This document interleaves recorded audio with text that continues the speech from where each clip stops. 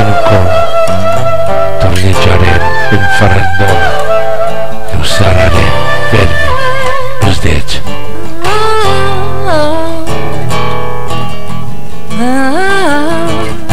A che giù.